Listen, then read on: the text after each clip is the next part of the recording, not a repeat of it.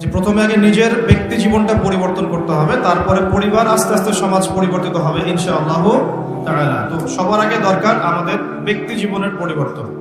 তো ব্যক্তির মধ্যে প্রথম বিষয় হচ্ছে চেহারা, আপনার আউটলুক। আপনার আমার চেহারা সুরত কি নবী সাল্লাল্লাহু আলাইহি ওয়াসাল্লামের মতো হচ্ছে? ভাবতে হবে না?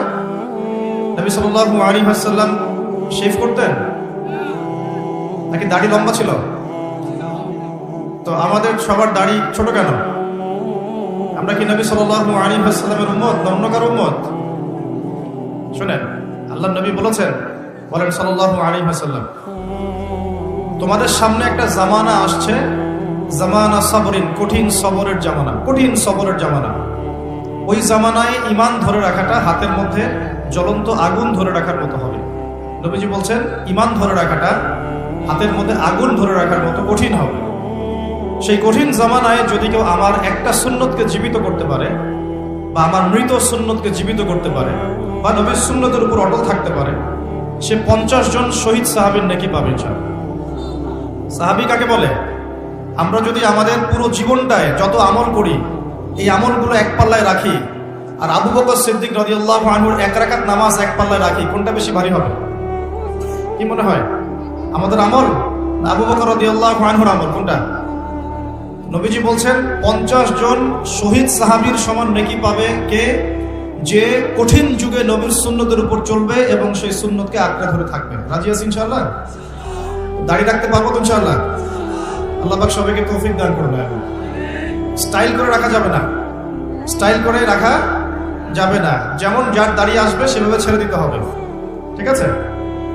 পোশাক পরিবর্তন করবেন। আমাদের পোশাক নিয়ে যদিও জায়েজ না জায়েজ ব্যাপার আছে, তারপরেও আমরা সুন্নতে থাকার চেষ্টা করব। সুন্নত, ইসলামে দুটো বিষয় আছে, একটা সুন্নত, একটা জায়েজ। একটা বিষয় জায়েজ, হ্যাঁ আপনি টি শার্ট পরে নামাজ পড়তে পারবেন, জায়েজ। জিন্সের প্যান্ট পরে নামাজ পড়তে পারবেন, জায়েজ আছে। কিন্তু সুন্নাহ মাফিক হচ্ছে না কেন? কারণ পোশাকটা তাকওয়ার পোশাক হচ্ছে না। নবী সাল্লাল্লাহু আলাইহি ওয়াসাল্লাম ঢিলেঢালা পোশাক পছন্দ করতেন, যে পোশাক পরলে গায়ের কাঠামো বাহির থেকে ধরা যেত না। তো তাকওয়ার পোশাক পরার চেষ্টা করবো। আল্লাহ পাক সবাইকে তৌফিক দান করুন, বলি আমিন। পোশাক পরিবর্তন করবেন, নিজের চেহারা পরিবর্তন করবেন। চুলের কাটিং, এখনকার যুব সমাজে চুলের কাটিং দেখা যায় মেসি আর নেইমার কাটিং। তো নবীজি বলেছেন যার চুল আছে সে যেন চুলের যত্ন নেয়, এটা হাদিস। যার চুল আছে সে যেন চুলের যত্ন নেয়, যার নাই সে তো হতভাগা, তার তো নাই। লক্ষ লক্ষ টাকা খরচ করলেও কি সেটা আবার ফিরে আসবে? সাধারণত আসে না। যার আছে সে যেন চুলের যত্ন নেয়। নবী সাল্লাল্লাহু আলাইহি ওয়াসাল্লাম চুল বড় রেখেছেন, কাঁধ পর্যন্ত রেখেছেন, কানের লতি পর্যন্ত রেখেছেন। তো এই বাবরি সুন্নত, এটা কিন্তু নবীর সুন্নত। এটা বাধ্যতামূলক নয়, কিন্তু নবীর সুন্নত। আর যদি কেটে ফেলতে চান তাহলে সামন পিছন সমান করে ফেলবেন। সামন পিছন কি সমান হবে? সামনে এতগুলো উঁচু করে রাখছেন, এদিকে ছিলে রাখছেন, এগুলো কিন্তু আসলে ইসলামিক কাট নয়। এগুলো নবী সাল্লাল্লাহু আলাইহি ওয়াসাল্লাম সাহাবীদের কিন্তু সুন্নত। কোন সাহাবী মাথায় চুল রাখতেন না, সবসময় একদম শেভড, মাথায় কোনো চুল থাকতো না। কেন থাকতো না? কারণ তারা যুদ্ধ করতেন। কি করতেন? যুদ্ধ, জিহাদে থাকতেন। আর চুল একটা দুর্বল পয়েন্ট হয়ে যেত। চুল ধরে ফেললে কিন্তু মানুষকে কাবু করা সহজ হয়। এই কারণে যোদ্ধা কিছু সাহাবী ছিলেন, তারা কিন্তু চুল কামিয়ে ফেলতেন। এটা অন্য বিষয়। আমরা কি যুদ্ধ করছি এখন? তো কমপক্ষে নবীর মতো চুল রাখা যাবে তো ইনশাআল্লাহ? দাড়ি রাখা যাবে তো ইনশাআল্লাহ? পোশাক পরা যাবে তো ইনশাআল্লাহ? আল্লাহ পাক সবাইকে তৌফিক দান করুন, আমিন। যেন আইডেন্টিফাই করা যায় যে কে মুসলিম, কে নন মুসলিম। এখন তো বাহির থেকে আইডেন্টিফাই করা যাচ্ছে না কে মুসলিম, কে নন মুসলিম। বুঝতে পারছেন না? আচ্ছা, দাড়ির কথা এত গুরুত্ব কেন দিলাম? কারণ দাড়ি হচ্ছে একমাত্র ভিজিবল সুন্নত। ভিজিবল মানে দৃশ্যমান। দাড়ি হচ্ছে একমাত্র দৃশ্যমান সুন্নত, যেটা নিয়ে আপনি কবরে যাবেন। কবরে যখন রেখে দেওয়া হবে, অন্য কোনো কিছু কিন্তু দেখা যাবে না। আপনি কত ওয়াক্ত নামাজ পড়েছেন, কত টাকা দান করেছেন, হ্যাঁ, কতবার কোরআন খতম করেছেন, কোনো কিছু দৃশ্যমান থাকবে না। দৃশ্যমান থাকবে আপনার দাড়ির সুন্নত, আর দৃশ্যমান থাকবে আপনার কপালে সেজদার দাগ, আরেকটা দৃশ্যমান থাকবে আপনার পায়ে সেজদার দাগ। যখন আমরা নামাজে বসি পায়ের মধ্যে একটা দাগ হয় না? দাগ হয়। এই দাগ, কপালের দাগ, দাড়ি, এই তিনটা জিনিস মাত্র দেখা যাবে কবর দেওয়ার সময়। তাহলে এগুলো গুরুত্ব আছে না? নবীজি একটা হাদিসে বলেছেন যে দুটো তরল পদার্থ, মানে দুটো তরল পদার্থ আছে, এই দুটো যার সৌভাগ্য নসিব হয়েছে ইনশাআল্লাহ সে জাহান্নামে যাবে না ইনশাআল্লাহ। আরেকটা হচ্ছে দুটো দাগ যার শরীরে আছে সেও ইনশাআল্লাহ তাআলা জাহান্নামে যাবে না। এক নাম্বার দুটো তরল কি? একটা হচ্ছে গায়ের রক্ত। যে ব্যক্তি আল্লাহ পাকের দ্বীনের জন্য রক্ত দিয়েছে, আল্লাহ পাকের দ্বীনের জন্য, দুনিয়ার জন্য না, আল্লাহর দ্বীন প্রতিষ্ঠার জন্য যে সংগ্রাম করেছে, রক্ত ঝরেছে, এই যে রক্তের ফোঁটা মাটিতে পড়ার আগেই তার সমস্ত গুনাহ মাফ করে দেওয়া। যেমন উহুদের যুদ্ধে সাহাবীরা যুদ্ধ করেছেন না, বদরের যুদ্ধে সাহাবীরা যুদ্ধ করেছেন না, তাদের রক্তের ফোঁটা মাটিতে পড়ার আগেই সমস্ত গুনাহ আল্লাহ মাফ করে দিয়েছে। আরেকটা তরল পদার্থ হচ্ছে অশ্রু, চোখের পানি।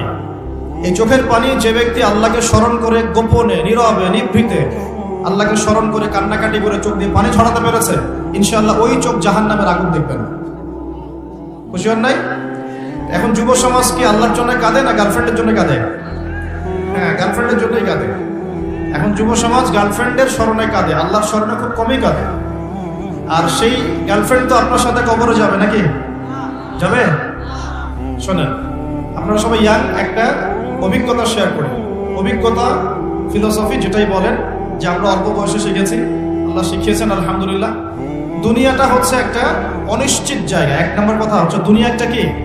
অনিশ্চিত জায়গা। এখানে কোনো কিছু নিশ্চিত না এবং কোনো কিছু স্থায়ীও না। এখানকার সুখও স্থায়ী না, এখানকার দুঃখও স্থায়ী না। এখানে আপনি সুখে আছেন, এই সুখ চিরদিন থাকবে না, মাথায় নিয়ে নেবেন। এখন খুব সুখে আছি আলহামদুলিল্লাহ, কিন্তু এই সুখ কিন্তু চিরস্থায়ী হবে না, মাথায় নিতে হবে। এখন খুব কষ্টে আছেন, এই কষ্টও চিরস্থায়ী হবে না, সুখ আসবে পরে। এখন সুস্থ আছেন, এই সুস্থতা চিরস্থায়ী হবে না, অসুস্থ হবেন। আবার অসুস্থ আছেন, এই অসুস্থতা চিরস্থায়ী হবে না, আবার আপনি সুস্থ হবেন ইনশাআল্লাহ। মানে দুনিয়াতে কোনো কিছু চিরস্থায়ী না। কারণ কি? কারণ দুনিয়াটাই তো চিরস্থায়ী না। মানে এই দুনিয়াটাই তো চিরস্থায়ী না, এই কারণে দুনিয়ার কোনো কিছুই কি না, চিরস্থায়ী না, সব টেম্পোরারি। এটা হচ্ছে দুনিয়ার বাস্তবতা, হাকিকত। কোনটা স্থায়ী? ওয়াল আখিরাতু খায়রুন ওয়া আবকা। আখিরাত হচ্ছে চিরস্থায়ী এবং উত্তম, এটা স্থায়ী। এখানে যে খারাপ আমল নিয়ে যাবে, অনন্তকাল ওই খারাপ আমলের ফল তাকে ভোগ করতে হবে। ওখানে যে সৎ আমল নিয়ে যাবে, ঈমান নিয়ে যাবে, অনন্তকাল সে সুখ এবং স্বাচ্ছন্দ্যে থাকবে ইনশাআল্লাহ। এই কথাটা কখনো ভুলে যাওয়া যাবে না। দুনিয়া একটা ক্ষণস্থায়ী জায়গা, টেম্পোরারি জায়গা, এখানকার কোনো কিছুই স্থায়ী না। এক। দুই, এই দুনিয়ার জীবনটা জেলখানা। এটা কি? এটা আমার কথা না, নবী সাল্লাল্লাহু আলাইহি ওয়াসাল্লাম বলেছেন, আদ-দুনিয়া সিজনুল লিল মুমিন। দুনিয়া হচ্ছে মুমিনদের জন্য কারাগার। কারাগার চেনেন? জেলখানা চেনেন? জেলখানার ভিতরে যখন আসামিদেরকে ঢোকানো হয়, জেলখানার ভিতরে যখন আসামিদেরকে ঢোকানো হয়, তখন কি তাদের ইচ্ছার কোনো স্বাধীনতা থাকে? সে কি চাইলেই বের হতে পারবে? ওখানে বসে যা ইচ্ছা তাই করতে পারবে? পারবে না। আল্লাহর নবী বলছেন, এই দুনিয়ার জীবনটা তোমাদের সবার জন্য হচ্ছে জেলখানা। আমরা মানে মুমিনদের জন্য। আর যারা কাফের, আল কাফেরদের জন্য আর দুনিয়া সিজনুল লিল মুমিন ওয়াল জান্নাতু লিল কাফির। কাফেরদের জন্য দুনিয়া হচ্ছে জান্নাত। জান্নাত মানে যেখানে যা ইচ্ছা তাই করা যায়, তাই না? জান্নাতে আমরা যা ইচ্ছা তাই করতে পারবো ইনশাআল্লাহ। এখানে কোনো রকমের বাধা ধরা নিয়ম থাকবে না। সবাই আমরা আল্লাহর দিদার লাভ করবো ইনশাআল্লাহ, আল্লাহর নিয়ামত ভোগ করবো। আপনি যা চান তাই দিবেন, দেওয়া হবে ইনশাআল্লাহ। এই হলো জান্নাত। তো এই দুনিয়ার জীবনটা মুমিনদের জন্য কারাগার, আর কাফেরদের জন্য জান্নাত। তাহলে বুঝলাম দুনিয়া ক্ষণস্থায়ী, এটা স্থায়ী না। এটাও বুঝলাম দুনিয়ার জীবনটা কারাগারের জীবন, যেখানে আমরা নিজের মন গড়া আমল করতে পারবো না, নিজের ইচ্ছার কোনো স্বাধীনতা নাই। এখানে আমার দুনিয়াতে আমাদের ইচ্ছার কোনো স্বাধীনতা নাই। আল্লাহ পাকের ইচ্ছার অধীনে আমরা পরাধীন। আল্লাহ পাক বলেছেন নামাজ পড়তে হবে, রোজা রাখতে বলেছেন রাখতে হবে, যাকাত দিতে বলেছেন নিসাব পরিমাণ সম্পদ হলে যাকাত দিতে হবে, সামর্থ্য হলে হজ করতে হবে, সৎ কাজে আদেশ করতে হবে, অসৎ কাজে নিষেধ করতে হবে, পিতামাতার সম্মান করতে হবে, সত্য কথা বলতে হবে, সৎ পথে চলতে হবে। এগুলো আল্লাহ পাক বলেছেন করতেই হবে। আল্লাহ বলেছেন এখানে শিরক করতে পারবে না, বেদাতি আমল করতে পারবে না, এখানে হারাম খেতে পারবে না, জিনা করতে পারবে না, মাদক খেতে পারবে না, হ্যাঁ, অন্যের সম্পদ নষ্ট করতে পারবে না, অন্যের নামে গীবত তহমত অপবাদ দিতে পারবে না, অন্যের হক নষ্ট করবে না, ঠিক আছে? সন্তানদেরকে তোমরা খাদ্যের ভয়ে হত্যা করবে না, পিতামাতাকে অসম্মান করবে না, ইত্যাদি যত নিষেধ আল্লাহ পাক করেছেন, এই নিষেধগুলো মেনে চলতে হবে। এটা কারাগারের জীবন। কারাগারে বসে আমরা এখন কি করছি জানেন? হাকিকত হচ্ছে কারাগারের জীবনে বসে যে জীবনটা একে ক্ষণস্থায়ী, দ্বিতীয়ত হচ্ছে অনিশ্চিত, মানে কার কতদিন সময় বাকি আছে কেউ জানে না। জানে? অনিশ্চয়তার দুনিয়ার জীবনে, কারাগারের দুনিয়ার জীবনে বসে আপনি পাবজি খেলছেন। এই অনিশ্চিত কারাগারের জীবনে বসে আপনি মেয়ের সাথে এখন এই যে গার্লফ্রেন্ড বয়ফ্রেন্ড প্রিমিক্সিং অ্যাফেয়ারে লিপ্ত আছেন। অনিশ্চয়তার জগৎ, ক্ষণস্থায়ী জগৎ, এবং কারাগারে বসে আপনি মন করা যা আমল তাই করছেন। কারাগারের জীবনে বসে আপনি সুদ খাচ্ছেন, অথচ আপনি কারাগারে আছেন। কারাগারে বসে কেউ কেউ মাদকদ্রব্য সেবন করছে, কারাগারে বসে বসে। কারাগারের জীবনে বসে কেউ অন্যের নামে গীবত তহমত করছে, অন্যের পিছনে পড়ে আছে, নিজের কবরের কোনো ফিকির নাই। কারাগারে বসে মানুষ নামাজ পড়ছে না। আল্লাহর কারাগারে থেকে মানুষ আল্লাহর বিধান পালন করছে না। আল্লাহ পাকের কারাগারের মধ্যে থেকে মানুষ আল্লাহ দ্রোহিতা করছে, কেউ কেউ আল্লাহকে স্বীকারই করছে না। এমন হচ্ছে না? এটা দুনিয়া। আপনাদেরকে বোঝাতে চাই, বয়স আপনাদের কম যেহেতু, যে এই দুনিয়ার জীবনটা প্রথমত ক্ষণস্থায়ী, দ্বিতীয়ত অনিশ্চিত, তৃতীয়ত এই দুনিয়াটা হচ্ছে কারাগার। এটা কি? কারাগার। এখানে ইচ্ছার স্বাধীনতা নাই। চতুর্থত হচ্ছে এই দুনিয়ার একজন মালিক আছে। কে আছে?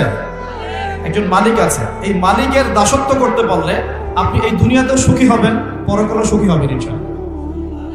এখন এই দাসত্ব করার আগে আগে ভালো করে মাথায় ইনস্টল করবেন যে ইহকাল পরকালে আল্লাহ রাব্বুল আলামিন ছাড়া, ইহকাল এবং পরকালে আল্লাহ পাক ছাড়া সত্যিকার অর্থে আপনাকে কেউ ভালোবাসে না। এটা মাথায় নেবেন। সত্যিকার অর্থে কেন? পিতামাতা কি আমাদেরকে ভালোবাসে না? বাসে। বাসে কিনা? বাসে। কিন্তু এই ভালোবাসা আল্লাহর ভালোবাসার মতো নয়, এটা অন্য বিষয়। এটা হচ্ছে সন্তানের প্রতি পিতামাতার মহব্বত, মাওয়াদ্দাতা, রহমা, দয়া, মমতা, অন্য জিনিস। তো আল্লাহ রাব্বুল আলামিন আপনাকে আমাকে যেভাবে ভালোবাসেন, এটা যদি আমরা আসলে ব্যাখ্যা করতে পারতাম তাহলে বুঝতে পারতেন। আসলে এটা ব্যাখ্যা করার মতো জ্ঞান আল্লাহ আমাদেরকে দেন নাই। যখন আমরা বীর্য ছিলাম, বীর্য, বীর্য বোঝেন? অবশ্যই বোঝেন। এই জেনারেশন তো পর্নোগ্রাফিতে আসক্ত, আর পর্নোগ্রাফিতে আসক্ত জেনারেশন গোপন পাপ বেশি করে বাথরুমের মধ্যে। হ্যাঁ, পর্নোগ্রাফিতে আসক্ত জেনারেশন গোপন পাপ বেশি করে টয়লেটে গিয়ে। এটা এই যুগ চলছে এখন। আর এটা নিয়ে আমি আলাদা লেকচার দিয়েছি, নীল দর্পণ, অনলাইনে আছে। এই জেনারেশনটাই পর্নোগ্রাফিতে আসক্ত, অনেকেই, বেশিরভাগই। এমন মানুষ খুব কম পাওয়া যাবে যার ফোনের মধ্যে এইসব পর্ন ভিডিও নাই, বা যে দেখেনি কোনোদিন। হয়তো একটা মানুষও খুঁজে পাওয়া যাবে কিনা সন্দেহ আছে যে কখনো এটা দেখে নাই। তো এর ফলশ্রুতিতে গোপন পাপ বেড়েছে। আমরা এক সময় বীর্য ছিলাম, কি ছিলাম? শুক্রাণু এবং ডিম্বাণু মিলিত হয়ে জাইগোট গঠিত হয়, জাইগোট। ওই সময় আমাদের মধ্যে কোনো রূহ বা প্রাণ ছিল না। আল্লাহ পাক তখন আমাকে দেখেছেন, দেখেন নাই? আল্লাহ পাক তখন আপনাকে ভালোবেসেছেন, আপনার সাথে ছিলেন। আল্লাহ আপনাকে তখন মহব্বত করেছেন। আল্লাহ পাক তখনও আপনার খেয়াল রেখেছেন। আপনার প্রভু আল্লাহ পাক, আপনার রব আল্লাহ পাক তখনও আপনাকে দেখেছেন যখন আমরা জাইগোট ছিলাম। তারপর হচ্ছে আলাক। আলাক মানে জমাট বাঁধা রক্তপিণ্ড। মায়ের গর্ভে রক্তের পিণ্ড আকারে ছিলাম, কোনো হদিস ছিল না আমাদের। এই মহাবিশ্বে আমাদের কোনো অস্তিত্ব ছিল না, একটা মাংসের টুকরা ছিলাম, এতটুকু। আস্তে আস্তে এর মধ্যে হাড় এসেছে, হাড়। যখন 4 মাস 10 দিন বয়স হয়েছে, তখন আল্লাহ রাব্বুল আলামিন তার নিজ অনুগ্রহে আপনার আমার রূহটাকে পাঠিয়ে দিয়েছেন ফেরেশতার মাধ্যমে। সেই ফেরেশতা এসে মায়ের গর্ভে আত্মা বা রূহটাকে ফুঁকে দিয়েছে। এরপর বাচ্চাটা নড়াচড়া করা শুরু করেছে। তখন আপনি মায়ের গর্ভে ছিলেন, আমি মায়ের গর্ভে ছিলাম। আমরা আমাদের অস্তিত্ব জানতাম না। আল্লাহ পাক আমাদেরকে লালন পালন করেছেন। তখনও আল্লাহ পাক আমাকে ভালোবেসেছেন। তখনও আল্লাহ আমার সাথে ছিলেন যখন আমার কোনো অস্তিত্ব ছিল না। এরপর আস্তে আস্তে আপনি বড় হয়েছেন। মায়ের গর্ভে আমরা কি করেছি আমরা জানি না, আমাদের মনে নাই। আমরা লাথি দিয়েছি, ছোটাছুটি করেছি, পানির মধ্যে ছিলাম, তখন খেতে পারতাম না। মা যা খেত তাই খেতাম। আমরা নিজেদের ভরণ পোষণ দেখাশোনা করার মতো স্বাবলম্বী ছিলাম না। তখন আল্লাহ পাক আপনাকে দেখেছেন, আল্লাহ আপনাকে দেখেছেন। এরপরে আপনি অনেক কষ্ট করে, আমরা অনেক কষ্ট করে মায়ের গর্ভ থেকে পৃথিবীতে এসেছি। আসার পরেই শয়তান আমাদের কলিজার মধ্যে খোঁচা দিয়েছিল। যখন খোঁচা দিয়েছিল তখন আমরা চিৎকার করে কান্না করে উঠেছিলাম। ঠিক তখনই আমাদের কানের মধ্যে আমাদের পিতারা আযান দিয়েছিল, আল্লাহু আকবার, আল্লাহু আকবার, আশহাদু আল্লা ইলাহা ইল্লাল্লাহ, আশহাদু আন্না মুহাম্মাদার রাসূলুল্লাহ, হাইয়া আলাস সালাহ, হাইয়া আলাল ফালাহ, আল্লাহু আকবার, আল্লাহু আকবার, লা ইলাহা ইল্লাল্লাহ। এটা দ্বিগুণ করে বলেছেন, ডাবল করে বলেছেন। আমি শর্ট করে বললাম। এই আযানের কেন আযান দিতে হয়েছে? কারণ শয়তান যখন কলবে খোঁচা দিয়েছে ঠিক তখনই আমরা চিৎকার করে কেঁদে উঠেছিলাম। এরপর আমাদের পিতারা আমাদের কানে আযান দিয়েছে। তখন আপনার আমার কোনো আসলে সেন্স ছিল না, এই ভালো মন্দ বোঝার কোনো জ্ঞান ছিল না। তখনও আল্লাহ আপনাকে দেখেছে, তখনও আল্লাহ আমাকে দেখেছে। আল্লাহকে চিনতে শেখেন, কে আল্লাহ। আমি আসলে ব্যাখ্যা করতে পারছি না, আমি জানি পারবো না, আমি ফিল করতে পারছি কিন্তু বোঝাতে পারছি না যে আল্লাহ পাক তখন আপনার আমার সাথে ছিলেন। আর যখন মায়ের গর্ভে রূহটা এসেছিল তখন ফেরেশতা 4টা বিষয় লিখে দিয়েছে আমাদের জন্য। এই 4টা বিষয়ের বাইরে কিচ্ছু হবে না, ফেরেশতা লিখে দিয়েছে আল্লাহর হুকুমে। 1 নাম্বার, ওই বাচ্চা সৌভাগ্যবান হবে না দুর্ভাগ্যবান হবে, লেখা হয়ে গেছে। মানে জান্নাতে যাবে না জাহান্নামে যাবে, লেখা হয়ে গেছে। আল্লাহ পাক লিখে দিয়েছেন এই সন্তান বড় হয়ে কত বছর বাঁচবে, লেখা হয়ে গেছে। 3 নাম্বার লেখা হয়ে গেছে তার রিজিক কি কি হবে, সে কি কি রিজিক পাবে। 4 নাম্বার লেখা হয়ে গেছে যে সে এই দুনিয়াতে কি কি কাজ করবে, কি কি আমল করবে। এই 4টা বিষয় আল্লাহ পাক লিখে দিয়েছেন যখন আমাদের মায়ের গর্ভে আমরা 4 মাস 10 দিন বয়সে ছিল। 4 মাস 10 দিনের আগে বাচ্চা নড়াচড়া করে না, মেডিকেল সায়েন্স পড়ে দেয়। এরপরে যখন আমরা দুনিয়া এসেছি মা আমাদেরকে বুকের দুধ খাইয়েছে, যদিও বা এখনকার মায়েরা তো বুকের দুধ খাওয়াতে পারে না, অনেকে বাচ্চাদেরকে বেবি সিটারের কাছে রেখে আসে, দেখেন না ওই চাইল্ড কি আছে না, ডে কেয়ার সেন্টার টাইপের, যেখানে কাজের বুয়াদের দিয়ে বাচ্চাদেরকে লালন পালন করানো হয়। এখন তো ফ্যামিলিস্ট রেভলিউশনের যুগ, মেয়েরা এখন ঘরে থাকতে পারে না, চাকরি বাকরি ব্যবসা বাণিজ্য কত ব্যস্ততা ওদের, এই নিজের বাচ্চাকে রেখে আসে মানুষের কাছে, তাই না, চাইল্ড ডে কেয়ার সেন্টারে। পরে দেখবেন ওই বাচ্চারা মায়ের মমতাহীনতায় বড় হবে। যারা মায়ের মমতাহীনতায় বড় হয়, বাবার মমতাহীনতায় বড় হয়, এরা বড় হয়ে একটু উগ্র মেজাজের হয়ে যায়। পৃথিবীতে যত মানুষ এই যে অন্যদেরকে হত্যা করেছে বা ওভার এগ্রেসিভ ছিল, ওই মঙ্গলদের কথা বলেন, এই যে হিটলারদের কথা বলেন, পৃথিবীতে এগ্রেসিভ মনোভাবের যারা সন্ত্রাসী এবং অন্যান্য কর্মকাণ্ডের সাথে যুক্ত থাকে, এদের একটা বড় অংশ মায়ের মমতা পায়নি ছোটবেলায়। মায়ের মমতা খুব কঠিন জিনিস, বড় জিনিস। আজকেও যারা মা বাবার সাপোর্ট পায় না সমাজে, পরিবারে, তারা কিন্তু মন থেকে খুব ভিতর থেকে খুব ডিসঅ্যাপয়েন্টেড থাকে, হতাশ থাকে। পরিবারের সাপোর্ট নাই, এক পর্যায়ে গিয়ে মাদকের কাছে গিয়ে শান্তি খুঁজতেছে। মাদক নিয়ে আমাদের চেয়ারম্যান সাহেব কথা বলেছেন, আলহামদুলিল্লাহ। এর পিছনে অনেক কারণ আছে, আমাদেরকে কারণের গোড়ায় যেতে হবে। কারণটা কি? পারিবারিক মূল্যবোধ যখন অবক্ষয় ঘটে তখন ছেলেটা মাদক খায়। গার্লফ্রেন্ড বয়ফ্রেন্ড ফ্রি মিক্সিং এর মধ্য দিয়ে যখন একটা মেয়ে একটা ছেলেকে কষ্ট দেয়, হারাম প্রেমে যখন ছেঁকা খায়, তখন সে মাদক খেতে যায়। রিজন আছে পেছনে। তারপর যখন তাকে আমরা নামাজি বানাতে ব্যর্থ হই, সে অন্য কোনো জায়গায় সুখ খুঁজতে যায়, হয় মাদকের কাছে, অথবা গার্লফ্রেন্ডের কাছে, অথবা যে গিটার, অথবা যে আপনার কোনো মিউজিক্যাল ইনস্ট্রুমেন্ট, অথবা গান। এখানে গিয়ে সে শান্তি খোঁজার চেষ্টা করে, ইন্টারনাল পিস চায়, সে মন থেকে শান্তি চায়। আমরা তাকে যদি তার জীবনের উদ্দেশ্যটা বোঝাতে পারি, তোমাকে আল্লাহ পাক দুনিয়া পাঠিয়েছেন আল্লাহর ইবাদত করার জন্য এবং আল্লাহর জমিনে তার দিন প্রতিষ্ঠা করার জন্য, এই বিষয়টা যদি আমরা ওকে বোঝাতে পারি যে তোমার জীবনটা মূল্যবান, হ্যাঁ, তোমার জীবন যৌবন, তোমার জান মাল সময় শ্রমকে আল্লাহর পথে বিলিয়ে দিলে ইনশাল্লাহ কালকে আমাদের মাঠে তুমি আরশের ছায়া ছায়া পাবে, যুব সমাজ ফিরে আসবে ইনশাল্লাহ। ওদের গোড়ায় আঘাত করতে হবে। কিসের হতাশা? গার্লফ্রেন্ড চলে গেছে, হতাশ হওয়ার কোনো কারণ আছে? যে আপনাকে ছেড়ে চলে যায় সে তো আপনাকে ভালোবাসে না, আর যে আপনাকে ভালোবাসে নাই তার জন্য আপনি মাদক খাবেন কেন? সিম্পল কথা, ঠিক আছে না? যে আপনাকে ভালোবাসে নাই তার জন্য আপনি কেন মাদক খাবেন? দেখা যায় বেকারত্ব, চাকরি বাকরি পাচ্ছে না, বাসা থেকে প্রেশার, কামাই রোজগার নাই, ঘরে বসে বসে খাস, হ্যাঁ, তোর পিছনে এত টাকা ঢাললাম, পারিবারিক সাপোর্টের অভাব, মায়ের মমতার অভাব, বাবার একটা বন্ধুত্ব সুলভ আচরণের অভাব, এইসব কারণে ও ভিতর থেকে ফ্রাস্ট্রেটেড হয়ে যায়। তখন বন্ধুর পাল্লায় পড়ে, বন্ধু বলে আয় ওসব বাদ দে, টান দে, শান্তি পাবে। তখন বন্ধুর কাছে যায়, এই যে টানা শুরু করলো, এখান থেকে শুরু হবে। প্রথমে সিগারেট থেকে শুরু করে, আস্তে আস্তে যাবে যে গাঁজা, ফেন্সিডিল, এখন তো ইয়াবার যুগ চলছে, আরো বড় বড় কত মাদক আল্লাহ ভালো জানেন এখন লঞ্চ হয়েছে, এগুলো প্রশাসন ভালো বলতে পারবে।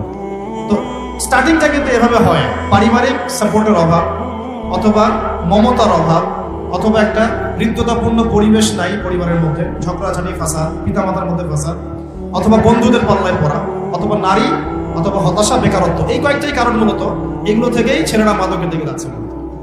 তো কারণগুলো সলভ করতে হলে কোথায় আসতে হবে? আমি 2টা খালি মেডিসিন বলবো, অনলি 2টা। কয়টা? 2টা। আমি চ্যালেঞ্জ করছি, এই 2টা মেডিসিন যদি প্রয়োগ করা যায় যুব সমাজের উপরে, ইনশাআল্লাহ 1% যুবক মাদক খাবে না। একটা মেডিসিন হচ্ছে কিচ্ছু না, শুধু ওদেরকে 5 ওয়াক্ত নামাজ পড়াতে হবে।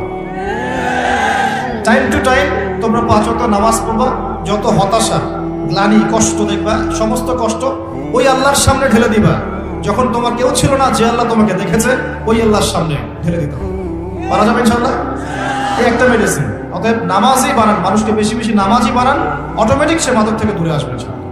আল্লাহ পাক ওয়াদা করেছেন, আল্লাহ বলছেন ইন্নাস সালাতা তানহা আনিল ফাহশাই ওয়াল মুনকার ওয়া লাযিকরুল্লাহি আকবার।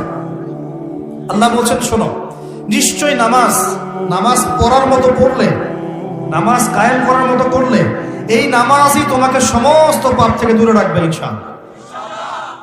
নামাজ, আমি 3G 4G নামাজের কথা বলছি, নামাজের কথা বলছি যে নামাজ আপনি মনোযোগের সাথে, খুশুর সাথে নামাজে কি পড়ছেন বুঝতে পারছেন, সিজদায় গিয়ে দোয়া করছেন, আল্লাহকে পাচ্ছেন, এই নামাজের কথা বলছি।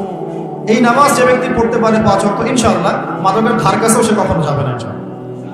আর দ্বিতীয় মেডিসিন হচ্ছে, সেটা হলো আল কোরআনুল কারীম, যেটা আমার হাতে দেখছেন। এই আল কোরআনুল কারীম যদি আপনি প্রতিদিন কমপক্ষে একটা পারা করে তেলাওয়াত করেন, 30 দিন 30 পারা, প্রতিদিন 1 পারা, প্রতি মাসে 1 খতম, এতটুকু এই জিনিসটা অভ্যাস করতে পারেন, ইনশাআল্লাহ আপনার মনের মধ্যে প্রশান্তি দিয়ে ভক্তি থাকবে, কোনো কষ্ট থাকবে না ইনশাআল্লাহ। আমি চ্যালেঞ্জ করছি আপনাকে, ইমপ্লিমেন্ট করে দেখেন। প্রতিদিন 1 পারা, কতটুকু?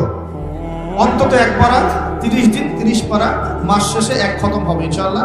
এই আমলটা ধরে রাখতে পারলে দেখবেন আপনার মনে নূর এবং প্রশান্তি দিয়ে ভর্তি থাকবে। সারা দুনিয়া অশান্তি, আপনার মনে শান্তি, কোনো অশান্তি কাজ করবে না ইনশাআল্লাহ। আল্লাহ পাক আমাদের সবাইকে এই দুটো মেডিসিন প্রয়োগ করার তৌফিক দান করুন। এবার আসি ভাই, ওই সময় সব লিখে দেওয়া হয়েছে যে আপনার রিজিক, হায়াত, তারপরে কাজ কি হবে, সাফল্য, সৌভাগ্যবান না দুর্ভাগ্যবান হওয়া। এরপরে যখন আমরা ছোট ছিলাম, মায়ের দুধ পান করেছি, তখন কিন্তু আমরা আমাদের দায়িত্ব নিতে পারতাম না। আমরা বিছানায় পেশাব পায়খানা করেছি, কেউ আমাদেরকে দেখে নাই, পিতামাতা দেখেছেন, তখন আল্লাহ পাক আমাদেরকে দেখেছেন, তখনও আল্লাহ আমাদের সাথে ছিলেন।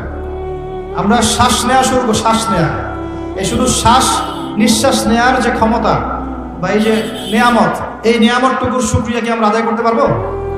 আমাদের শরীরে রক্ত চলছে, রক্ত যে সংবহন তন্ত্রটা চলছে, এই রক্ত সার্কুলেশন বন্ধ হয়ে গেলে আমরা বাঁচবো? এটা কে দেখছেন? এটা এই যে হার্ট যে পাম্প করছে, হার্টবিট, একটা হার্ট পাম্প করার পরে আল্লাহর অনুমতি চায়, আল্লাহ আরেকবার পাম্প করবো কি? আল্লাহ অনুমতি দেয়, তারপর পাম্প করে। এত সহজ? রাতে যখন ঘুমাই আমরা, আমাদের আত্মা আল্লাহ পাক নিয়ে নেন, এটা অনুমতি প্রাপ্ত হয় যে আমি আল্লাহকে আবার ফিরিয়ে দিবেন, যদি দেয় তাহলে আপনি সকালে উঠবেন, না হলে উঠতে পারবেন না। সূর্য ডুবে আল্লাহর পারমিশন নেয়, আমি কি আগামীকাল আবার উঠবো? আল্লাহ পারমিশন দিলে তারপর ওঠে। প্রভু রব কি জিনিস, আল্লাহ কে চিন্তা হবে। আমরা যখন কিছুই করতে পারতাম না, হাঁটতে পারতাম না, আমরা দাঁড়াতে পারতাম না, আমরাকে হামা করে দিতাম, তারপরে আমরা বসা শিখেছি, তারপরে আস্তে আস্তে কিছু ধরে দাঁড়ানো শিখেছি, তারপর আস্তে আস্তে আমরা একটু হাঁটা শিখলাম, তারপর দৌড়ানো শিখলাম। এখন আস্তে আস্তে আমাদের শরীরে শক্তি আসছে না, যৌবনকাল চলে আসছে, এখন আমরা আল্লাহকে আর চিনি না। এখন আমরা আল্লাহকে কি চিনি না। লক্ষ লক্ষ কোটি কোটি যুবক বাংলাদেশের বাড়িতে নামাজ পড়ে দেন, ও মনে করে যে ওই সব কিছু, যৌবনকালে এসেছে, ও মনে করে এটাই আমার সবকিছু। তারপরে লক্ষ লক্ষ মেয়েও আছে যারা কিন্তু নামাজ পড়ে না, ওরা ভুলেই গেছে যে ওরা মায়ের গর্ভে কখনো ছিল। আমরা সবাই মায়ের গর্ভে অসহায় ছিলাম, আমরা ভুলে গেছি যে আল্লাহ পাক তখন আমাদের সাথে ছিলেন। এভাবে জীবনের প্রতিটা ধাপে ধাপে আল্লাহ পাক আমাদেরকে দেখেন, খাওয়ান, পড়ান, শ্বাস নেন, শ্বাস নেওয়ার তৌফিক দেন, ঘুম থেকে ওঠার তৌফিক দেন, আমাদেরকে হাঁটার তৌফিক দেন, হার্টবিট পাম্প করে, রক্ত চলাচল করে। হ্যাঁ, আমরা শ্বাস নেই, খাই, কত কি করি সারা জীবন, অথচ এই সমস্ত নিয়ামতগুলো কে দেন? সে আল্লাহকে যদি ভুলে যান, তাহলে কোশ্চিন কালেও দুনিয়ায় সফল হতে পারবেন না, পরকালেও সফল হতে পারবেন না। আমরা তো কারো প্রতি অল্প একটু ইহসান করার পরে, মনে করেন একজন বন্ধুকে আপনি 4-5 বার টাকা পয়সা ধার দিয়েছেন, এখন সে যদি আপনার সাথে বিরুদ্ধাচরণ করে, আপনি মুখের উপর বলে বসেন, তোর জন্য এত কিছু করলাম, তুই আজকে আমার জন্য এটা করলি। আরে সারা জীবন ধরে আল্লাহ আমাদের জন্য কত কি করে যান, প্রতি মুহূর্তে, প্রতি সেকেন্ডে। একটা আয়াত আছে সূরা আর রহমানে, কুল্লা ইয়াউমিন হুয়া ফি শা'n, মানে আল্লাহ পাক সব সময় কন্টিনিউয়াসলি প্রতি মুহূর্তে এই মহাবিশ্ব পরিচালনার কাজে ব্যস্ত আছে। মনে করেন এখানে যত মানুষ আমরা আছি, সবাই যদি আমার সাথে এখন একসাথে এট এ টাইম মোসাফা করতে আসেন, আমি বিরক্ত হব না? সবাই এসে হুমরি খাওয়া শুরু করেন মোসাফা, সবাই আমাকে যদি একটা কথা একসাথে বলা শুরু করেন, আপনার একটা কথা, আপনার একটা, সবগুলো আমি শুনতে পারবো? 1 সেকেন্ডের মধ্যে সারা বিশ্বের কোটি কোটি মানুষ একই সময় আল্লাহর কাছে দোয়া করে, আল্লাহ সবার দোয়া শোনেন, এক মুহূর্তেই শোনেন। আমরা সবাই এখন বসে আল্লাহর কাছে চাচ্ছি, সবার মনে জান্নাতে যাওয়ার পরে, জান্নাতে যাওয়ার 100 কোটি বছর পর আমরা কি করব আল্লাহ এখনই সেটা জানেন, জানেন না? আবার জাহান্নামে যাওয়ার 100 কোটি বছর পর জাহান্নামীরা কোন শাস্তি ভোগ করবে আল্লাহ সেটাও জানেন। তো এই মহান রবকে এখন মানুষ বিশ্বাস করে না। এখন নাস্তিকতার যুগ চলছে, আস্তাগফিরুল্লাহ। এখন কি প্রোটেস্ট্যান্ট ইসলামের যুগ চলছে, মানে কিছু অংশ ইসলামের পালন করে, কিছু অংশ পালন করে না। ইসলাম, কোরআন, হাদিস, পর্দা, এই বিষয়গুলোকে মানুষ এখন কটাক্ষ করা শুরু করছে, আক্রমণ করা শুরু করছে। গত পরশু দিনে দেখলাম যে সুইডেনের মতো কান্ট্রি, ওরা তো বাক স্বাধীনতাটাকে বিশ্বাস করে, ওখানে প্রকাশ্যে আল কোরআনকে পুড়িয়ে দিল। দেখেছেন না? দেখেছেন না? আরো ঘোষণা দিয়েছে যে আস্তাগফিরুল্লাহ, আরো বলে পড়াবে এবং শুকরের রক্ত দিয়ে নাকি কোরআনকে মাখিয়ে দিবে। তো আমরা দোয়া করি আল্লাহ পাক ওদের চেহারাগুলোকে জাহান্নামে জ্বালিয়ে দেখ। হেদায়েতের দোয়া করতে পারবো না, এদের জন্য হেদায়েতের দোয়া করার রুচিবোধ আমাদের মধ্যে নেই।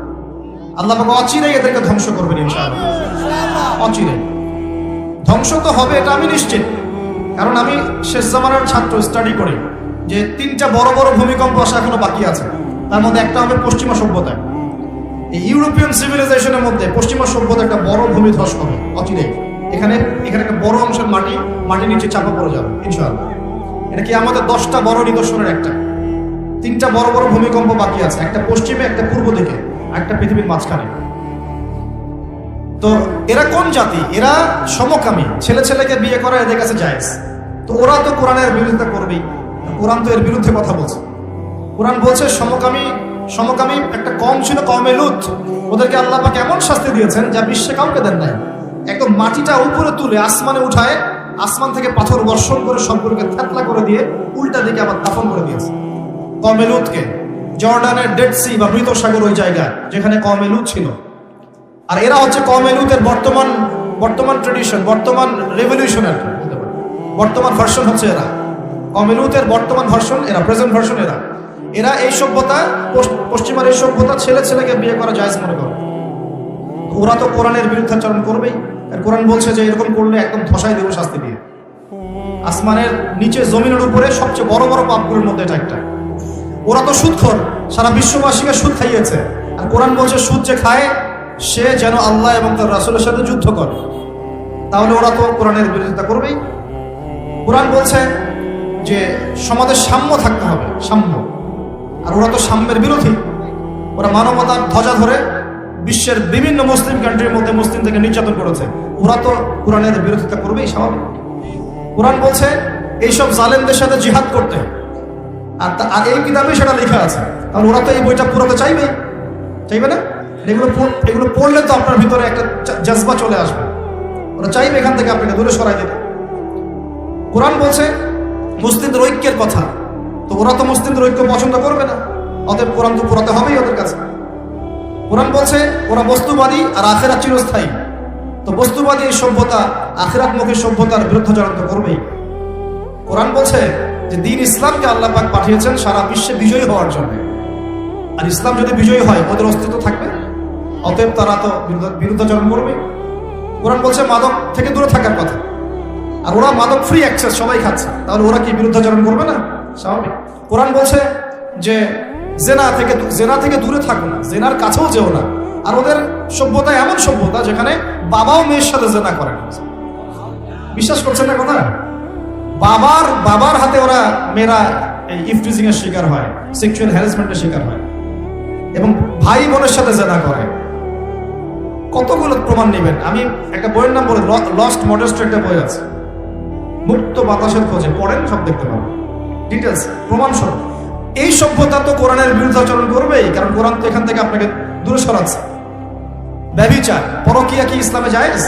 ওদের ওখানে একটা ফ্যাশন, ওরা কি বিরুদ্ধাচরণ করবে না? করবে।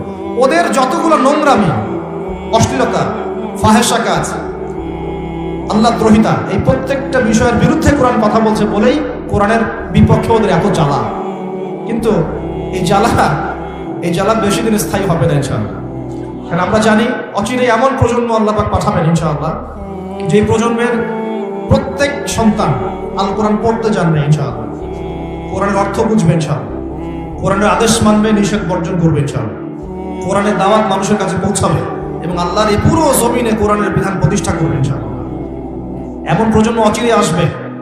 আমি আপনাদেরকে বলে দিয়ে যাচ্ছি যে নবী ঈসা আলাইহিস সালামের হাতে 40 বছর এই পুরো বিশ্বে এই ন্যায় এবং ইনসাফের শাসন না হওয়া পর্যন্ত কিয়ামত আল্লাহ পাক দিবেন ইনশাআল্লাহ।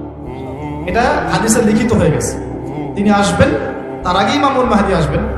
তিনি দাজ্জালকে হত্যা করবেন এবং দাজ্জালকে ফলো করবে, কিন্তু এরাই দাজ্জালকে ফলো করবে। তবে পাথর বা গাছের পিছনেও যদি দাজ্জালের বাহিনী গিয়ে লুকায়, ওই পাথর আর গাছও কথা বলা শুরু করবে। তারা বলবে, ইয়া মুসলিম ইন্না ওয়ারা আল ইয়াহুদ তাআল ফাকতুলহু, হে মুসলিম আমার পিছনে একজন ইহুদি আছে, আসো একে হত্যা করে যাও। পাথর এবং গাছ কথা বলবে। বিশ্বাস করছেন? এই সময় সামনে অপেক্ষা করছে। বিশ্বে এখন যা দেখছেন তার কিছুই থাকবে না।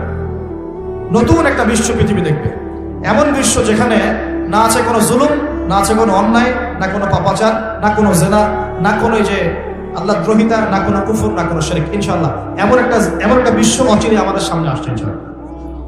তবে আমাদের কিছু কাজ আছে, ওই কাজ বলতে গিয়ে দিকে এসেছে।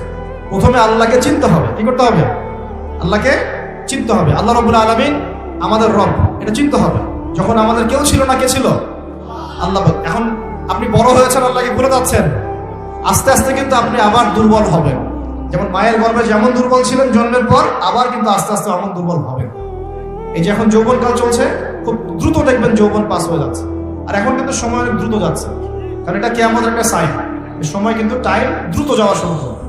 এমনকি একটা বছর একটা মাসের মতো চলে যাবে, একটা মাস একটা সপ্তাহের মতো চলে যাবে, একটা সপ্তাহ একটা দিনের মতো চলে যাবে। এরকম মনে হচ্ছে না এখন? আস্তে আস্তে এমন হচ্ছে। এটার মানে হচ্ছে সময় থেকে বরকতটা উঠে যাচ্ছে।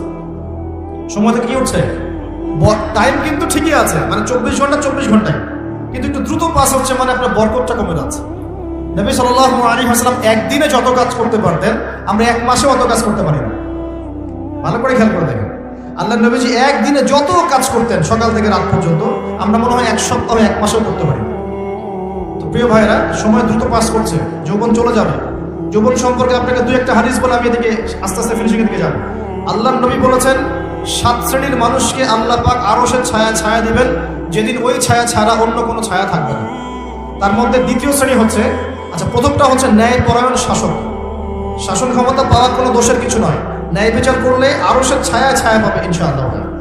আমরা দোয়া করি আল্লাহ পাক আমাদের সবার উপরে ন্যায়পরায়ণ শাসক মনোনীত করুন বলি আমিন। এরপরে দ্বিতীয় শ্রেণী হচ্ছে সেই যুবক যে তার যৌবনকালটাকে আল্লাহর পথে বিলিয়ে দিয়েছে। এই সুযোগ এখন আপনাদের সবার সামনে আছে। এখন আপনি কোন পথে যাবেন, decision is yours, choice is yours, আপনার চয়েস। আপনি কি শয়তানের পথে যাবেন, নাকি একটা মেয়ের পিছনে সময় নষ্ট করবেন, নাকি হতাশার আর মাদকের পিছনে সময় নষ্ট করবেন, না আল্লাহর দ্বীনের জন্য কিছু করবেন? আল্লাহর দ্বীনের জন্য করতে হলে কিছু বৈশিষ্ট্যের দরকার আছে, যোগ্যতার দরকার আছে। এমনি এমনি কি অ্যাচিভ করা যায় কোনো কিছু? দুনিয়ার একটা চাকরি কি এমনি অ্যাচিভ করা যায়? পড়তে হয়, মেসে থাকতে হয়, স্টাডি করতে হয়, অ্যাসাইনমেন্ট জমা দিতে হয়, পরীক্ষা দিতে হয়। এভাবে 10-15 বছর পড়ার পর একটা সার্টিফিকেট অর্জন করে আপনি চাকরি নিচ্ছেন, তাই নয় কি? একটা চাকরি নিচ্ছেন, বিশেষ ক্যাডার হচ্ছেন, বড় বড় জায়গায় যাচ্ছেন। তাহলে দিনের জন্য কাজ করার জন্য বা আল্লাহর দিনকে প্রতিষ্ঠা করার জন্য যোগ্যতার দরকার আছে না? প্রথম যোগ্যতা হচ্ছে জ্ঞান অর্জন করা। কি করা? কোরআন এবং সুন্নাহর বেসিক জ্ঞান আপনাদের সবাইকে অর্জন করতে হবে। রাজি আছেন তো ইনশাআল্লাহ? সর্বপ্রথম কোরআন তেলাওয়াত করা শিখতে হবে। কি করতে হবে? কোরআন তেলাওয়াত করা শিখতে হবে। আগামী রমজান আসার আগেই সবাই তেলাওয়াত করা শিখে নিব ইনশাআল্লাহ। রাজি আছেন তো ইনশাআল্লাহ? 2 নাম্বার, কোরআনের ভাষা শিখতে হবে, আরবি ভাষা। তাহলে কোরআন আপনি বুঝতে পারবেন ইনশাআল্লাহ, পড়ে বুঝতে পারবেন আল্লাহ পাক কি বলছেন। 3 নাম্বার, কোরআনের সাথে সাথে হাদিস পড়ার চেষ্টা করতে হবে। হাদিসের মধ্যে অথেন্টিক যে হাদিসগুলো আছে এগুলো চর্চা করবেন। 4 নাম্বার, আলেম ওলামাদের সাথে সম্পর্ক রাখতে হবে। একা একা কোরআন হাদিস পড়তে গেলে কিন্তু আপনি অনেক সময় বিভ্রান্ত হতে পারেন। ওলামা কেরামের সাথে সম্পর্ক রাখলে আপনি কোরআন সুন্নাহর সঠিক মেসেজটা পাবেন ইনশাআল্লাহ। এখানে আবার কোন শ্রেণীর আলেম ওলামার সাথে সম্পর্ক রাখবেন?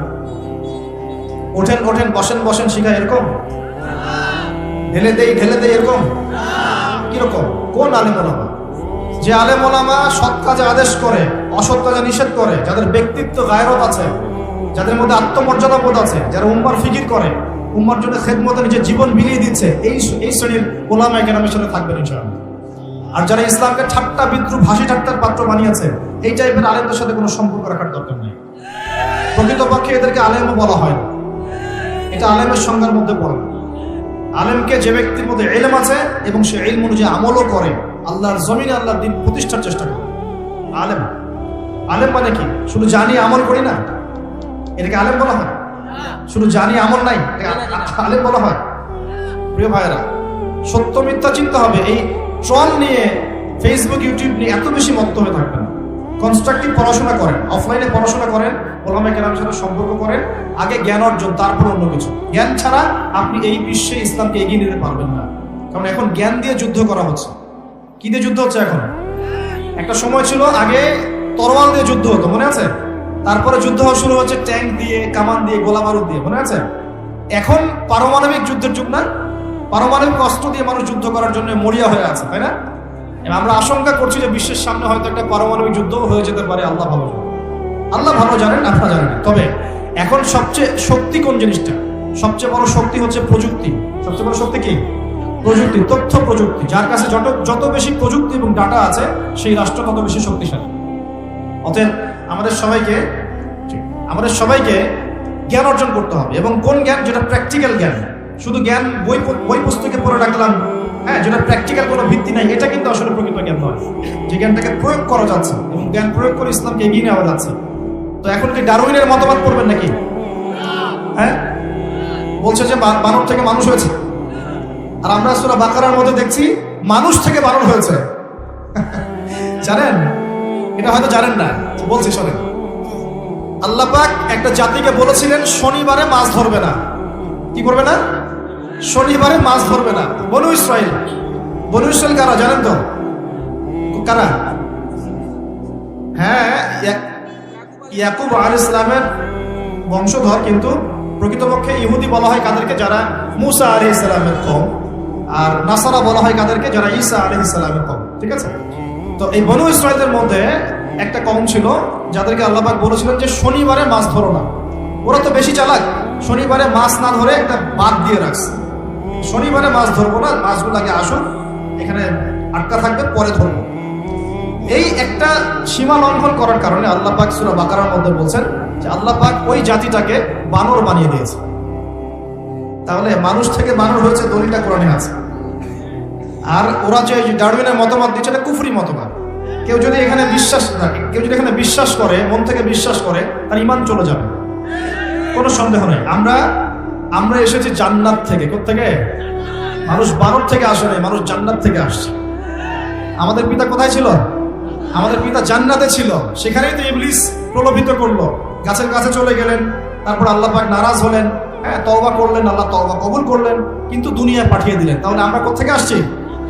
আমরা এই দুনিয়ার বাসিন্দা নই, আমরা জান্নাতে ছিলাম, সেখান থেকে আমরা এখানে আসছি। আমরা বানর থেকে মানুষ হই না। কোরআন বলছে এই কথা।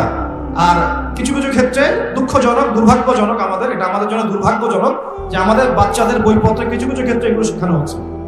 তো এগুলো জ্ঞান নয়, এগুলো জাহেলিয়াত। এগুলো কি? জাহেলিয়াত। এইসব জ্ঞান অর্জন করতে যাবেন না। এখন যদি পরীক্ষায় পাশের জন্য পড়তেই হয়, তাহলে কি করবেন? তাহলে আমি বলবো যে আপনার ঈমানে দুর্বলতা আছে। আমাদের উপরের লেভেল থেকে পদক্ষেপ গ্রহণ করতে হবে, অথবা সামাজিক সচেতনতা গড়ে তুলতে হবে। আর যদি কোনোভাবেই এই সব বইপত্র পরিবর্তন, সংশোধন না করে, তাহলে কি করবেন? নতুন নতুন শিক্ষা প্রতিষ্ঠান গড়ে তোলেন, মাদ্রাসায় পড়ান, সিলেবাসের মধ্যে সংশোধন নিয়ে আসেন। আমি তো একটা লেকচারে বলেছি 3 ঘন্টা লাগবে, প্লে গ্রুপ থেকে নিয়ে ক্লাস 5 পর্যন্ত জেনারেল শিক্ষা, ইসলামিক শিক্ষা সমন্বয় করে আপনাকে 3 ঘন্টার মধ্যে দিয়ে দিব ইনশাআল্লাহ। আমার ছেলে ক্লাস 5-এ যেতে যেতেই 5 পারায় হাফেজ হবে। মিনিমাম সে 100টা হাদিস মুখস্থ করবে।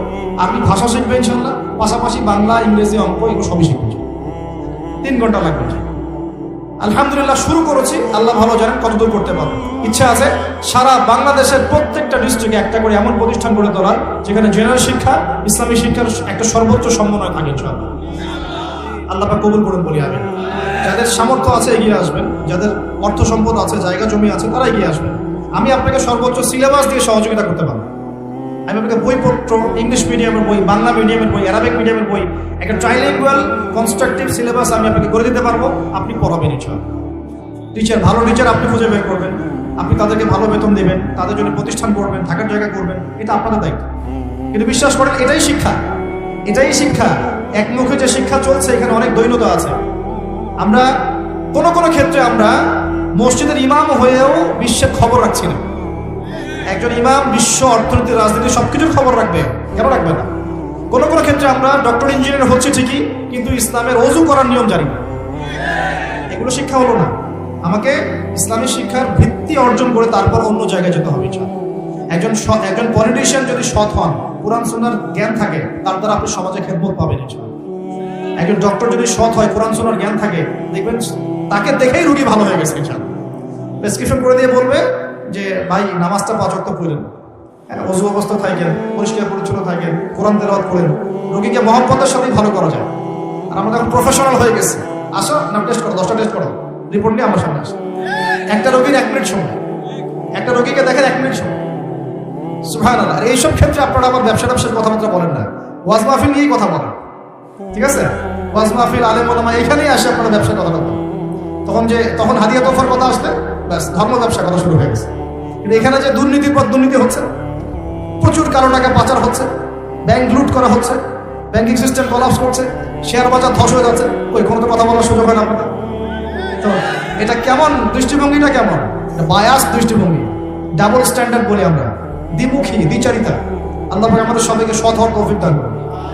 আমি বলতে চাচ্ছিলাম যে কোরআন সুন্নাহর শিক্ষা ব্যবস্থাটা যদি শুরু থেকে, গোড়া থেকে, প্লে গ্রুপ থেকে লঞ্চ করা যায়, সাথে জেনারেলটাও থাকে, এই জাতিকে ঠেকানোর মধ্যে কেউ থাকবে না ইনশাআল্লাহ। দোয়া করি আল্লাহ পাক যেন একদিন না একদিন এমন কিছু মানুষকে নিয়ে আসেন আমাদের উপরে, যারা এই কথাগুলো বুঝবেন এবং এই কথাগুলোর উপর আমল করে সমাজটাকে পরিবর্তন করবে ইনশাআল্লাহ। প্রিয় ভাই, প্রথমে দরকার জ্ঞানের বিপ্লব। এখন যার কাছে যত বেশি জ্ঞান, সে তত বেশি শক্তিশালী। জ্ঞান যার কাছে আছে, সে তত বেশি শক্তিশালী। এরপর দরকার হবে আপনার আমল, বেশি বেশি নবীর সুন্নাহ অনুযায়ী আমল করতে হবে। জ্ঞান এবং আমল যখন একত্রিত হবে, আল্লাহর পক্ষ থেকে কলবের মধ্যে নূর আসবে। কি আসবে? আল্লাহর আলো, নূর আসবে। এটা কি ব্যাখ্যা করতে পারবেন আপনাকে? এটা যখন আসবে, যার কাছে আসছে সেই জানে আল্লাহর নূর কি জিনিস। আল্লাহ নূর মানে আল্লাহ দ্রোহী কোনো কিছুই আপনার ভালো লাগবে না। যার কলবে আল্লাহ নূর আসছে, সে হারাম কিছু দেখতেও তার ভালো লাগবে না, হারাম কিছু শুনতেও ভালো লাগবে না, হারাম কোনো কিছুর সাথে সম্পৃক্ত হতেও ভালো লাগবে না, কারণ তার মধ্যে সে আল্লাহ নূর পেয়ে গেছে। তার ভালো লাগবে নামাজ, তেলাওয়াত, ইসলাম, এগুলোই ভালো লাগবে। তো আল্লাহ পাক সূরা জুমার এটা বলেছেন, আল্লাহ পাক যার কল্যাণ চান তার হৃদয়টাকে ইসলামের জন্য উন্মুক্ত করে দেন, প্রশস্ত করে দেন। সুবহানাল্লাহ। আমলের সাথে দরকার এই নূর। নূর আসলে তাজকিয়া, আত্মশুদ্ধি অর্জন হবে। তাজকিয়া, আত্মশুদ্ধি মানে যে যার মনটা সৎ, যে সবাইকে নিয়ে ভাবে, যে কারোর সাথে হিংসা বিদ্বেষ গীবত তহমত থাকে না, যে সততার সাথে দিনকে এগিয়ে নেওয়ার চেষ্টা করে। মানুষ জানে মানে আজে বাজে অনেক কথা বলতে পারে, ওগুলো শোনারও তার সময় নেই, সে তার গতিতে এগিয়ে যাবে। এগুলো শোনারও সময় নাই, এগুলো দিকে তাকানোরও সময় নেই। আল্লাহ পাক এমন প্রজন্ম করে দিন বলি আমি। আরো দরকার আছে প্রিয় ভাই, হালাল রিজিক। দিনের জন্য কিছু করতে চান, হালাল রিজিক খেতে হবে, হারাম খাওয়া যাবে না। রাজি আছেন ইনশাআল্লাহ? আরো দরকার হচ্ছে আদর্শ পরিবার, পারিবারিক আদর্শ সুন্দর হতে হবে। নিজের পরিবারে নামাজ প্রতিষ্ঠা করেন, তালিম প্রতিষ্ঠা করেন, পর্দা প্রতিষ্ঠা করেন, বাচ্চাদেরকে কোরআন শেখান, আপনার পরিবারের পরিবেশটাকে ইসলামিকভাবে গড়ে তোলেন ইনশাআল্লাহ। আল্লাহ পাক কবুল করবেন ইনশাআল্লাহ। আর প্রয়োজন সৎ কাজে আদেশ করা, অসৎ কাজে নিষেধ করা, এবং আপনার জানমাল, সময়, শ্রম দিয়ে দিন ইসলামকে এগিয়ে নেওয়ার চেষ্টা করা। এই কাজগুলো প্রয়োজন যুব সমাজে, যদি আপনারা ইসলামের জন্য কিছু করতে চান। আমরা কি চাই কিছু করতে? আল্লাহ পাক আমাদেরকে দুনিয়াতে পাঠিয়েছেনই আল্লাহর ইবাদত করার জন্য, তার দিনকে বিজয়ী করানোর জন্য। শর্ত দিয়েছেন, ইন তানসুরুল্লাহ ইয়ানসুরকুম, তোমরা যদি আল্লাহর দিনকে সাহায্য করো তবেই আল্লাহ তোমাদেরকে সাহায্য করবে। আল্লাহ বলছেন, ইন্নাল্লাহা লা ইউগাইয়িরু মা বিকওমিন হাত্তা ইউগাইয়িরু মা বিআনফুসিহিম, কোন কওমের অবস্থা আল্লাহ পরিবর্তন করেন না ততক্ষণ পর্যন্ত যতক্ষণ না তারা নিজেরা তাদের অবস্থা পরিবর্তনের চেষ্টা করছে। আমরা কি চেষ্টা করবো ইনশাআল্লাহ? এই কাজগুলো করবেন। পাশাপাশি আমি বলবো, আল্লাহকে চিনতে শিখবেন। আস্তে আস্তে আপনি দুর্বল হয়ে যাবেন, এই যৌবনটা থাকবে না, চলে যাবে। ওই 7 শ্রেণীর মানুষের মধ্যে যদি অন্তর্ভুক্ত হতে চান, তাহলে এই যৌবনটাকে আল্লাহর জন্য মিলাতে হবে। ওই 7 শ্রেণী আরো আছে, সেই ছেলে বা সেই যুবক, সেই লোক যাকে কোনো যুবতী সুন্দরী নারী জেনার জন্য আহ্বান করে, সে বলে আমি আল্লাহকে ভয় করি। এইরকম প্রজন্ম কোথায় এখন? কোথায় প্রজন্মের? আরো আছে সেই ব্যক্তি যে একে অপরকে আল্লাহর জন্য মহব্বত করে, এমন ভাবে দান করে যে বাম হাত জানে না ডান হাত কি দান করেছে, যার অন্তর মসজিদের সাথে ঝুলন্ত থাকে। এখনকার যুব সমাজের অন্তর ঝুলে থাকে ফোনের সাথে। তো এই বিষয়গুলো অর্জন করতে পারলে আরশের ছায়া ছায়া পাবো ইনশাআল্লাহ। আস্তে আস্তে আমাদের সবাইকে বৃদ্ধ হতে হবে। অলরেডি শোনেন, ওই যে বললাম মায়ের গর্ভে বয়স লিখে দেওয়া হয়েছে, যদি লিখে দেওয়া থাকে 60 বছর, তাহলে আমাদের অলরেডি কিন্তু 30 বছর চলে গেছে। আপনি চান বা না চান, ইচ্ছা অনিচ্ছায় চলে কিন্তু গেছেই। যেটা চলে গেছে 1000 দড়ি দিয়ে টানলেও সেটা আর ফিরে আসবে না। অতএব বাকি যে সময়টা আছে, এই সময়টাকে কাজে লাগাতে হবে। আমি বারবার বলি একটা কথা, কারণ এটা আমি নিজেও করেছিলাম, নিজে করেছি, উপকৃত হয়েছে, আপনাকে বলেছি। রাত্রে ঘুমানোর সময় চোখ বন্ধ করবেন। সারাদিন মানুষ অনেক কাজে ব্যস্ত থাকে, দোয়া কালামগুলো পরে শুবেন, ঘুম আসতে একটু সময় তো লাগে নাকি? ওই সময় ফোনটা কোথাকুতি না করে চোখ বন্ধ করে শুয়ে থাকেন। শুয়ে শুয়ে চিন্তা করবেন যে আমার যদি 60 বছর হায়াত থেকে থাকে, আমরা দোয়া করে আল্লাহ পাক আরো বেশি বরকতময় হায়াত দান করুন, আমিন। যদি থেকে থাকে তাহলে 30 বছর তো শেষ, কম কেস। এই 30 বছরে আমি কি 30 দিন নামাজ পড়েছি? এই 30 বছরে কি আমি 30 পারা কোরআন একবার পড়ে দেখলাম? আমি কি নবীর জীবনী পড়লাম? হাদিস 30টা কি জানি? মাসলা মাসাল কি জানি? 30 দিন কি জামাতে নামাজ পড়তে পেরেছি? আমি কিন্তু বেসিক কথা বলছি, আমি কিন্তু আপনাকে বলি নাই 30টা জিহাদ করেছেন কিনা, একদম বেসিক কথা। 30 দিন কি আমি মানে নবী সাল্লাল্লাহু আলাইহি ওয়াসাল্লামের জীবনী, ইসলামের ইতিহাস, সিরাত, হাদিস, আকীদা এগুলো পড়াশোনা করতে পারলাম কিনা, আমল কতটুকু করতে পারলাম, 30টা রোজা রাখছি কিনা, যাকাত ফরজ হয়ে গেছে সেই কবে দিয়েছি কিনা, দান সদকা কতটুকু করেছি, নিজের আত্মসমালোচনা করবেন। আর এই 30 বছরে আমি কি কি পাপ করেছি? দেখা যাবে আল্লাহ না করুক, দেখা যাবে মাদকের পাপ আছে, কমন মেয়ে সংক্রান্ত পাপ আছে, দেখা যাবে যে গোপন পাপ আছে, নামাজ না পড়ার পাপ আছে, কবরে সেজদা করে দিয়ে আসছেন কোনোদিন, আল্লাহ না করুক, এমনও কিন্তু পাপ আছে, আছে না? বেদাতি আমল করেছেন অনেক, এগুলো পাপ থাকতে পারে, হারাম খেয়েছেন থাকতে পারে, সুদ খেয়েছেন থাকতে পারে, এগুলো লিস্ট আপ করতে হবে। করার পরে আপনাকে ডিটারমাইন্ড হতে হবে যে না, ইনশাআল্লাহ পরের যে সময়টা বাকি আছে, ইনশাআল্লাহ এই সময়টাতে আমি আল্লাহর বিরুদ্ধাচরণ করবো না ইনশাআল্লাহ। এবার তওবা করে ফিরে এসে ওযু করবেন, জায়নামাজ বিছিয়ে নামাজের একটা পরিবেশ করবেন। শোনেন, একটা কথা বলে দেই, আমরা মসজিদে যাই সবচেয়ে খারাপ কাপড়টা পরে, বাসার মধ্যে সব জায়গা আছে টাইলস ফিটিং, মাশাআল্লাহ, নামাজের কোনো জায়গা নাই। অথচ একজন হিন্দু ভাইয়ের বাসায় গিয়ে দেখেন পূজা করার জন্য আলাদা জায়গা আছে, আছে না? মুসলিমদের বাসায় ঢুকলে নামাজের স্বতন্ত্র কোনো ঘর নাই, কোনো সিস্টেম নাই। নামাজের একটা ঘর থাকবে আলাদা, একটা জায়গা থাকবে আলাদা, এই জায়গাটা সুগন্ধি দিয়ে ভরে রাখবেন, এই জায়গাটাতে জায়নামাজ পরিষ্কার পরিচ্ছন্ন থাকবে, আতর খুশবু থাকবে, ভালো কাপড় থাকবে, একটা পরিবেশ দরকার আছে। একটা প্রতিটা কাজের কি আছে, একটা পরিবেশ আছে। এখানে আপনি নামাজ দাঁড়াবেন, চোখের পানি ছেড়ে দিয়ে আল্লাহর কাছে দোয়া করবেন, আল্লাহ বিগত জীবনে যে পাপগুলো আমি করেছি এর জন্য আমি তোমার কাছে তওবা করছি। শুধু বলবেন এতটুকু, আস্তাগফিরুল্লাহাল্লাযী লা ইলাহা ইল্লা হুয়াল হাইয়ুল কাইয়্যুম ওয়া আতুবু ইলাইহি বলতে থাকবেন। অথবা আরবি জানেন না, বাংলা দিয়ে বলবেন যে আল্লাহ আমি এই পাপ করেছি, আমাকে মাফ করবেন, এবং আমি আগামী জীবনে ইনশাআল্লাহ তোমার দিনের জ্ঞান অর্জন করে, আমল করে, আকীদা আমলের সংস্কার করে তোমার এই দিনের দাওয়াত মানুষের দুয়ারে দুয়ারে পৌঁছে দেবো ইনশাআল্লাহ। আল্লাহ তোমাকে কবুল করুন। এভাবে দোয়া করে নিজেকে তৈরি করতে হবে।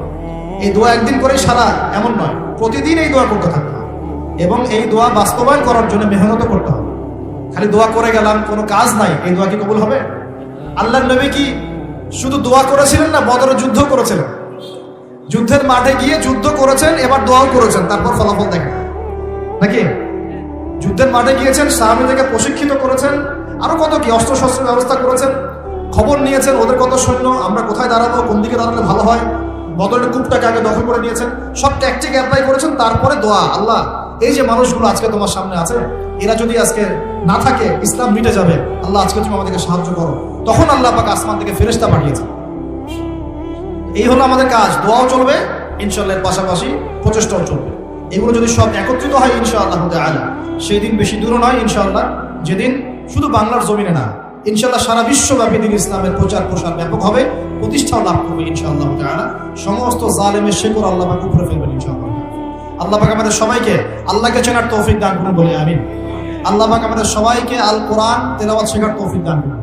আল্লাহ পাক আমাদের সবাইকে যেন 5 ওয়াক্ত নামাজি বানিয়ে দেন। আল্লাহ রাব্বুল আলামিন আমাদের সবাইকে যেন দ্বীন ইসলামের বেসিক জ্ঞান অর্জন করার তৌফিক দান করেন।